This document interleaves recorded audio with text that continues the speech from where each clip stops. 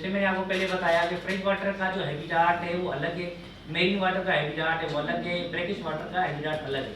ठीक हो गया। फ्रेश वाटर हमें कहाँ मिलता है?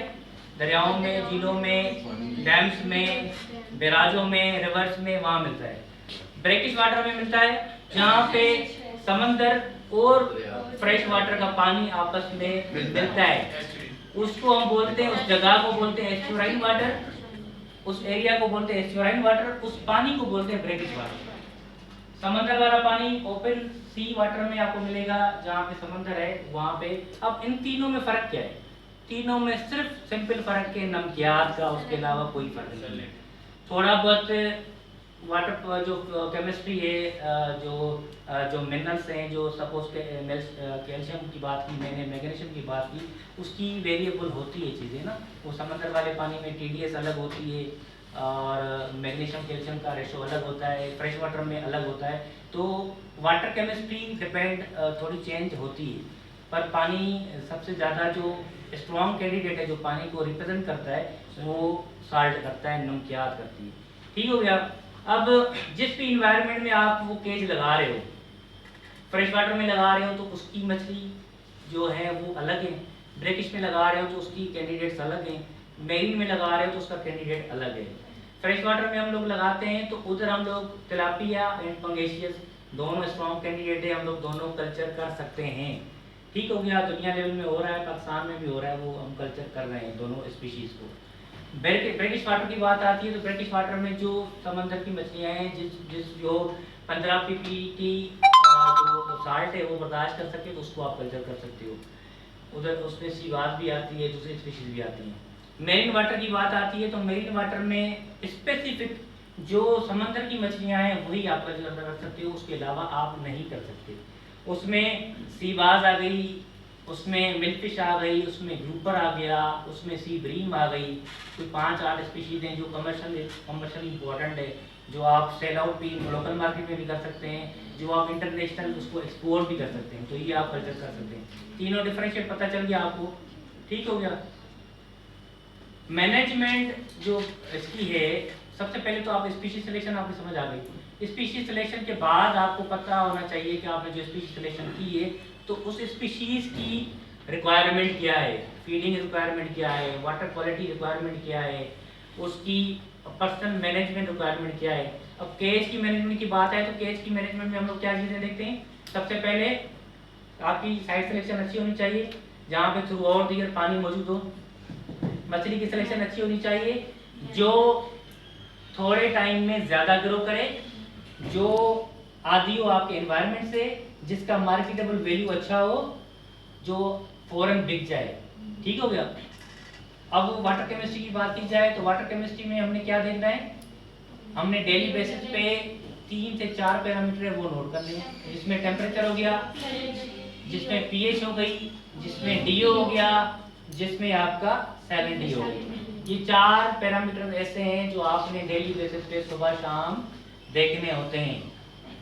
उससे अलग बात की जाए तो चाहे वो मैग्नीशियम हो, अमोनिया हो, कैल्शियम हो, नाइट्राइट हो, नाइट्रेट हो, सल्फेट हो, जो भी व्हाटएवर आप जो रिमेनिंग बचते हैं वाटर केमिस्ट्री के पैरामीटर्स, वो आप फोर्टनाइटली भी यूज़ कर चेक कर सकते हो। अगर ज़रूरत नहीं पड़ती तो आप मंथली भी चेक कर सकते हो, नो इशू। क्योंकि हमने लगाना ऐसी वाटर बॉडी पे जो ऑलरेडी नेचुरल वाटर बॉडी है, जो ऑलरेडी अनटैप्ड वाटर है, जो ऑलरेडी जिसकी वाटर केमिस्ट्री वो डिपेंड होती है नेचुरल एनवायरनमेंट पे। हमने ये ज़रूर देखना है कि वहाँ पे जो पॉल्यूशन रेशो हो वो ना हो, वहाँ पे कोई ऐसी उसके करीब कोई फैक्ट्री ना हो, कोई ऐसी कोई चीज़ ना हो जहाँ से वो वाटर ऐसा वहाँ पे रिलीज करें जिसमें पॉइजन हो, जो आपकी मछली को इफेक्ट करे, जो वाटर केमिस्ट्री खराब करे। हमने ये ज़रूर देखना है। ठीक हो गया। बाकी जो आपने DO इम्पोर्टेंट है इसमें, आपने जो आप केज की बैटरी लगाई हुई है, आपने अभी भी देखी है उधर, तो हम करते क्या है, केज की बैटरी 2 केज जैसे लगा लिए, फिर आगे 2 ऐसे करके आप 10 की बैटरी लगा सकते हो। उसको आप जितना लंबा लेके जाना चाहें तो डिपेंड अपॉन यू। बट आपने ये नहीं कि आपने 4, 5, 10 ऐसे ही साइड में लगा लिया आपने एक ही साइड रो में, तो फिर वो उसमें इश्यू होता है, वो आप नहीं लगा सकते। वो इस वजह से नहीं लगा सकते क्योंकि वाटर एक्सचेंज नहीं हो पाएगा। केज की सबसे बड़ी रिक्वायरमेंट है कि उसका जो वाटर है वो एक्सचेंज होना चाहिए।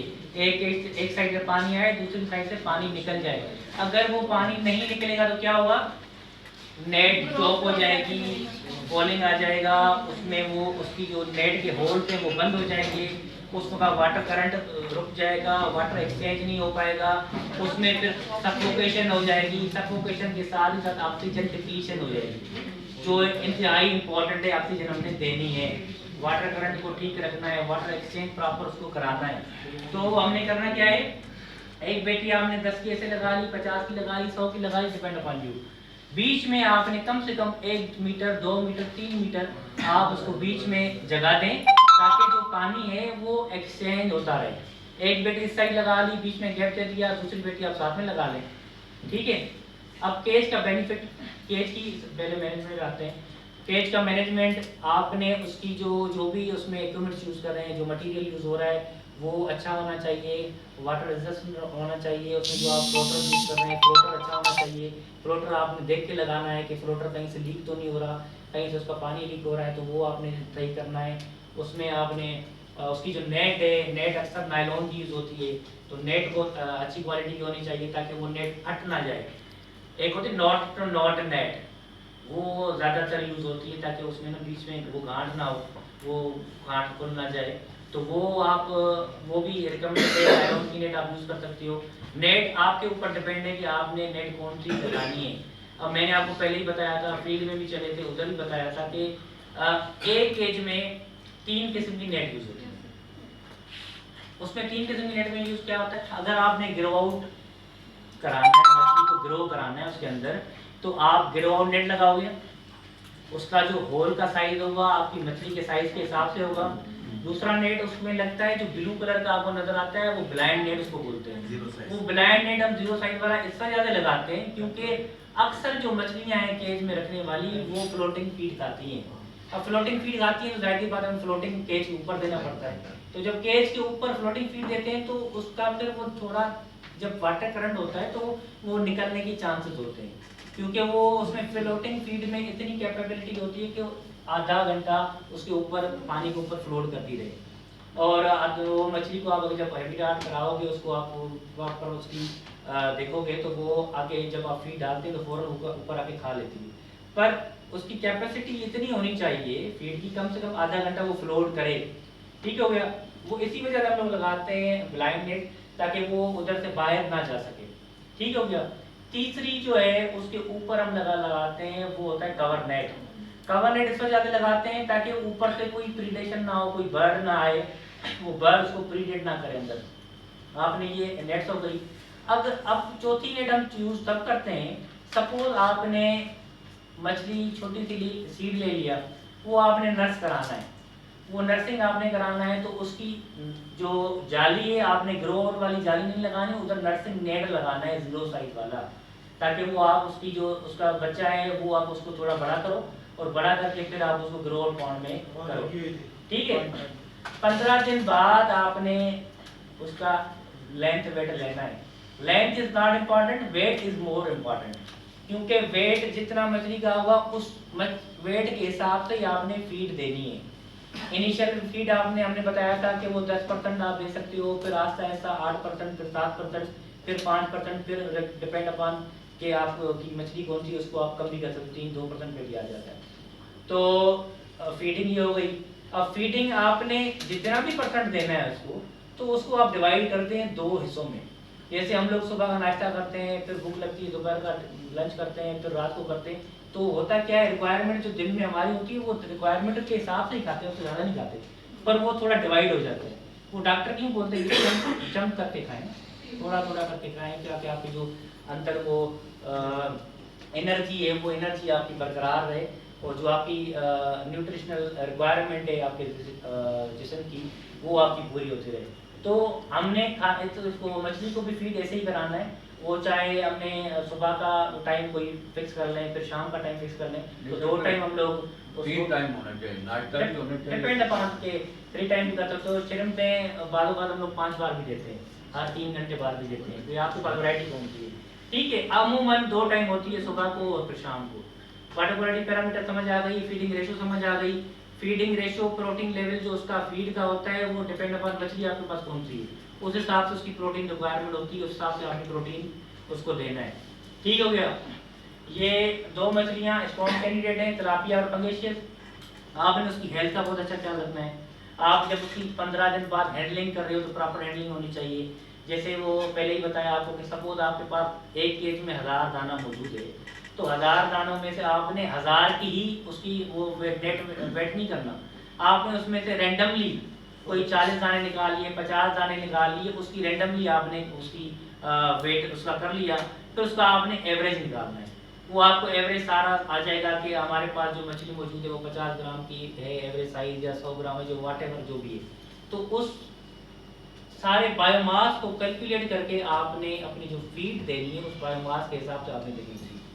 तो वेट इज इम्पॉर्टेंट, वेट आपने देखना है। अगर लेंथ देखनी है तो वो साइंटिफिक होता है, वो आप देख के अगर कोई रिसर्च में छापना चाहते हैं तो वो कर सकते हैं, वरना length is not important, weight is important.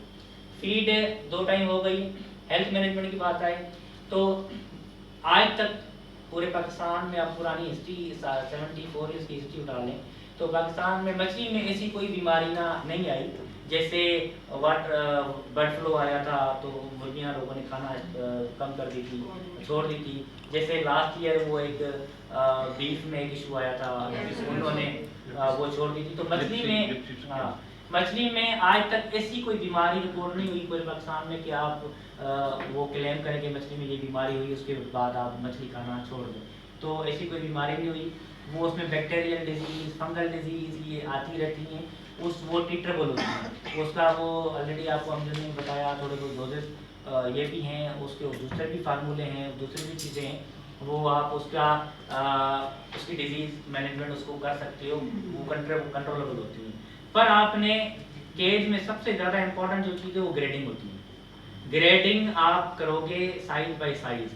आपने 15 दिन बाद, 20 दिन बाद या इवन 1 मंथ बाद आपने मछली की ग्रेडिंग जरूर करनी है। ऐसे नहीं है कि एक ही जगह पे आपने वो थोड़ी बहुत साइज वेरिएशन आ जाती है, कोई वो कम बड़ा होता है, कोई ज़्यादा जल्दी बड़ा होकर शूटर बन जाता है, तो फिर फीड वो चलना वहाँ पे वो रिक्वायरमेंट का इशू हो जाता है, तो फीड कंपटीशन ज़्यादा हो जाता है। तो उस वजह से ग्रेडिंग करानी इंपॉर्टेंट होती है। सपोज एक ही केज में आपका 50 ग्राम का दाना भी है, एक ही केज में उसी केज में 100 ग्राम का भी, उसी केज में 150 ग्राम का भी है, तो आपने उसका जो मछली का वो है तो आपने ग्रेडिंग करके दूसरे उसमें केज में शिफ्ट करना है ताकि वो फीड कंपटीशन ना हो। ठीक हो गया। फीड मैनेजमेंट समझ आ गई, हेल्थ मैनेजमेंट समझ आ गई, वाटर क्वालिटी समझ आ गई। अब आते हैं सबसे इम्पोर्टेंट चीज़ मार्केटिंग। मार्केटिंग हमने जब भी हम पहले कोई प्लान बनाते हैं तो सबसे पहले बनता है फिजिबिलिटी प्लान। फिजिबिलिटी में काफ़ी चीज़ें आती हैं।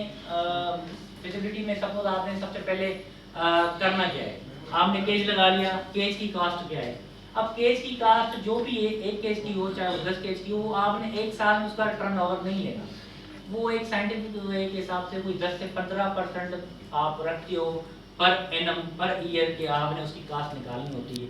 फिर वो आपका जो जितनी उसकी केज की लाइफ है 8 से 10 साल, तो उसका आपका वो सारा जो कास्ट है वो कवर हो जाती है साथ में। हाँ, डेप्रिसिएशन। तो आपने 10 से 15% उसकी केज की कास्ट की निकालनी है। सपोज 3 लाख रुपए का एक केज हो गया, तो 3 लाख का केज हो गया, वो आपने उधर इंस्टॉलेशन के साथ 3 लाख का केज लगा लिया। अब 10 केजेस की बैटरी है, 10 केजेस की बैटरी के लिए आपने एक बंदा भी रखना है, उसको आपने 7-8 माह, 10 माह, 12 माह जितना भी सैलरी भी देनी है। आपने मछली का बच्चा लेना है, उसकी कास्ट भी आपने डालनी होती है। आपने फीड लेनी है, उसकी कास्ट भी आपने डालनी होती है। आप जो उसमें मिसलेनियस कास्ट होती है, सपोज कभी कोई जाली टूट जाती है, उसको आपने रिपेयर करना है। सपोज कोई ड्रम टूट जाता है, आपने उसको रिप्लेस करना है या चेंज करना है, तो आप उसकी कास्ट भी थोड़ा बहुत मिसलेनियस कास्ट उसमें डलती है। ये सारी फिजिबिलिटी बनती है। आपको पता होता है कि एक केज की जो बैटरी है वो 10 केजेस की बैटरी हमें कितने की पड़ रही है, वो थ्रू आउट दी पीरियड उसमें कितना खर्चा आ रहा है।